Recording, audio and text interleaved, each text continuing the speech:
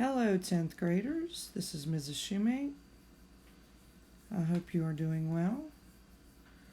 The following short lecture is to cover exercises 11.7 and 11.8 in your grammar book. This is to be done on Tuesday, March 24th.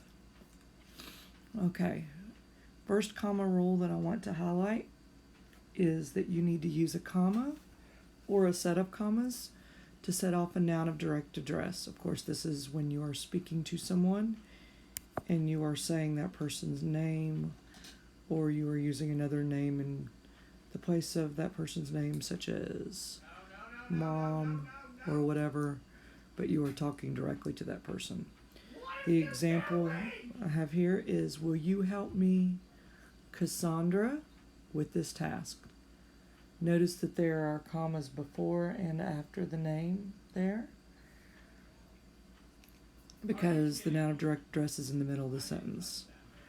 All right, the next rule, use a comma or a set of commas to set off a negative contrasting phrase. These are very often found at the end of a sentence. They may also be found in the middle of a sentence. The example here, we want the boys, comma, not the girls, comma, to help with dinner, period. All right, the next rule, use a comma or a set of commas to set off a tag question. These, again, are usually at the end of a sentence, but don't have to be. You did your homework, comma, didn't you? All right, and then the second slide for today's lecture. Use commas to set off non-restrictive or unnecessary elements in the sentence.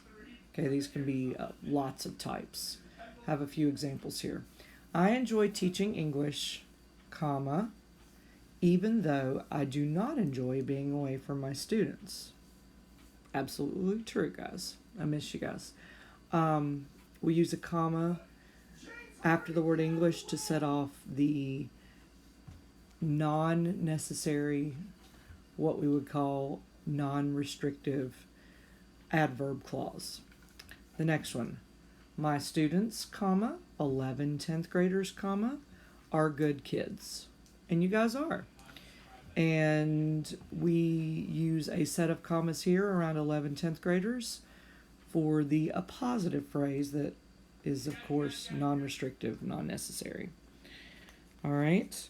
And then the last example here, math, comma, which is not my best subject, comma, is still important to daily life. And, of course, the commas come before and after the dependent adjective clause in the middle of the sentence there, which is not my best subject, because it is not necessary. The clause is not necessary. All right. If you guys have any other questions, please feel free to contact me and ask them. I should be available for a full 3 hours online between 6 and 9 this evening. All right. Have a blessed day.